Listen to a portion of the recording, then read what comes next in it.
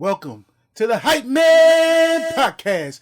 This is Leroy or Leroy. Either way, it's your boy.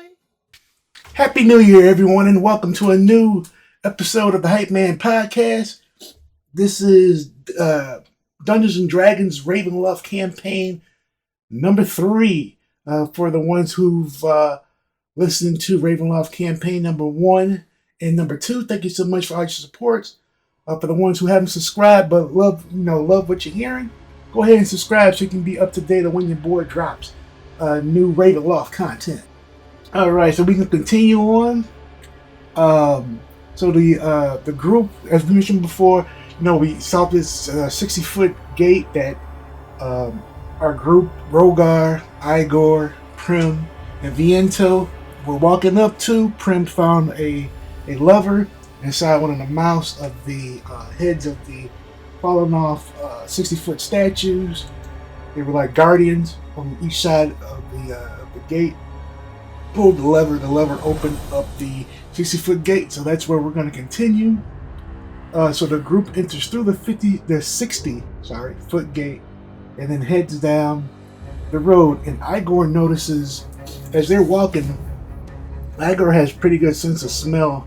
So he notices that he's smelling the smell of something rotten, like the smell of death, very horrible smell.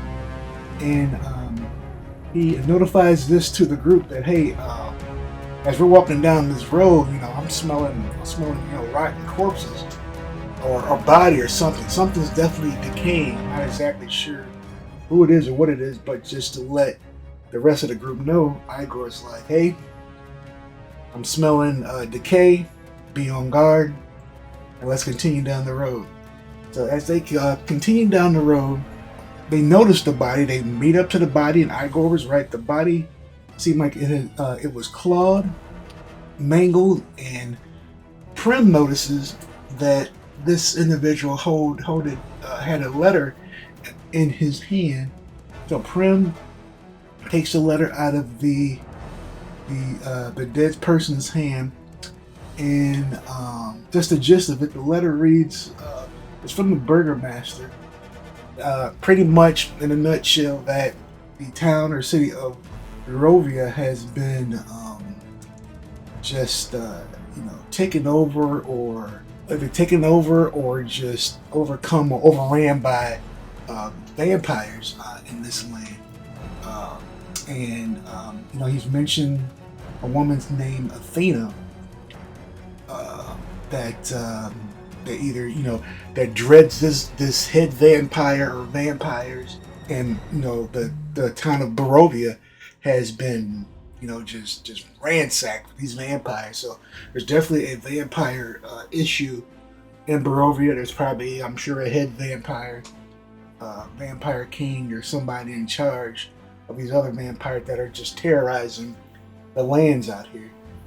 And then as Prim's reading on, she pretty much, as she's putting 2 and 2 together, she realized that the circle that was in the forest back in the, I want to say, second episode with the Ladies 3, Prim realized that the circle most likely was a teleportation vessel, and they were actually teleported here because the whole group was in that circle at one point as the mist rolled in, and as they tried to get out of the mist at one point.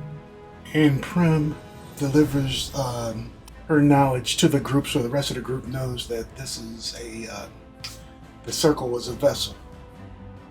So continuing moments later, the sound of wolves howling in the distance from behind them. And that's when you're, in nature and you may hear a wolf or coyote, it increases your awareness, and that's exactly what happened with the group. Everybody heard the wolves. Everybody's like, okay, let's just be ready. Let's arm ourselves just in case if anything goes down. So the group picks up the pace down the path, over the ridge, or over the hill, and as they see over the hill, they see a small town And in the distance, they see a castle. The same castle that Viento saw when he levitated over the mist uh, back in campaign episode number 2. They see the hill, they start going down the hill, and as they start going down the hill, they notice that dire wolves appear at the top of the hill behind them, ready to attack. The group prepares to attack in line side by side as the wolf charge towards the group. Also, there's also the sound of ravens in the distance as well. Rogar prepares to use his breath weapon once the wolves get closer. Right about now, Igor is waiting until they get about 30 feet until he shoots off his breath weapon. But Igor throws his javelin at them, and Igor can throw his javelin up to, what is it, 300 feet, 400 feet, 600? No, take that back, 600 feet. But he misses the javelin throw. But in Igor's mind, he realizes, okay, after we defeat these wolves, Igor needs to make sure he goes back, picks up that javelin. Otherwise, that javelin is no longer in his inventory as one of his various weapons that he can use. So the wolves are 30 feet away, and Igor fires his breath weapon at the two of the wolves. It hits both of the wolves. Prim swings her rapier and misses. Viento swings his quarterstaff and hits the wolf that Prim missed. Viento punches the wolves for a second attack. So Viento has a second attack, which is fantastic because Viento's quarterstaff is strong, and his second attack is an unarmed strike. So he's an unarmed strike to punch the wolf that Prim was attacking. Actually, he takes not an unarmed strike, but he can also use a karate chop. So he karate chops the wolf. Then Igor takes out his shield and bashes the wolf that's closest to him. Igor attacks the wolf that Igor is fighting. And Igor swings his great axe and slashes the wolf. As the fighting continue to go on, two other wolves howl and head down the hill towards our heroes. One of the wolves tries to bite Rygor and misses. Prim gets attacked and knocked down and gets up and then stabs the wolf that knocked her down to the ground. Rygor swings and hits the wolf and takes the wolf out, so that wolf is down. That wolf is no more. Igor takes a swing with his great axe and kills one of the wolves. The two wolves that were coming down the hill get closer, and one leaps and chomps on Rygor's collarbone. Oof, and bites through his armor. So that sucked. That definitely sucked. Prim jumps on top of one of the dire wolves that bit Rogar and stabs the wolves through the head to defeat it. Viento attacks the last remaining wolf and takes that wolf out. Then, as the fighting clears and the dust settles, a hooded figure appears at the top of the hill and lightning strikes all around him. The group continues towards the small village, very puzzled, but continues towards the small village as at this point Rygor is so battered and bruised from the battle that he needs a long rest. He needs to take care of himself. So the group sees this hooded figure, very eerie hooded figure. But we've got a compadre that is injured, so we're gonna tend to his aid and head toward this village. Maybe they got a place we can stay so we can get a long rest and heal up. So the group enters the village, and as they enter the village, they can hear the clanging of a hammer. And as they continue to look around, looking for shelter, the mist rolls back in. Mist rolls back in, and I'm sure the group's like, okay, here we go. There's definitely something going on with this mist. So as the group continues to walk, it's very hard to see now with the mist rolling in. They can see shops, but shops are shut down. They look boarded up, closed for a long time. And as the group looks around, they notice two small children. And so the group decides to approach the two kids, a boy and a girl. Their clothes are very like upper class type clothes. So these kids have definitely been taken care of at some point in their lives, but they seem very troubled.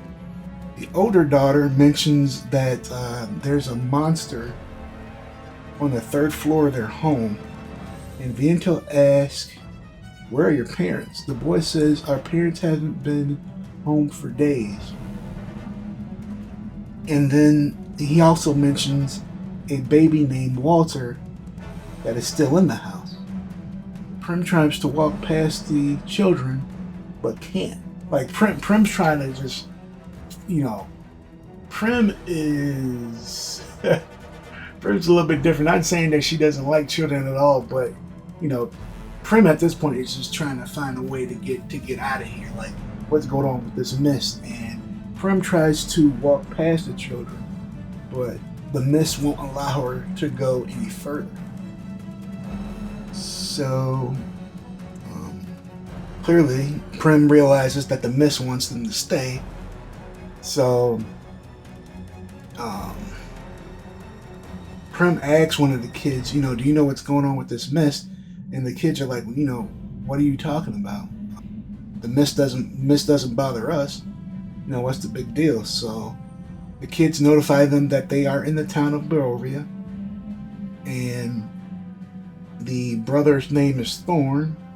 Thorn begs the group to help save his little brother Walter from the monster. So the group enters the gate of the home. It's a huge home, 3 floors, lots of room, a lot of square footage.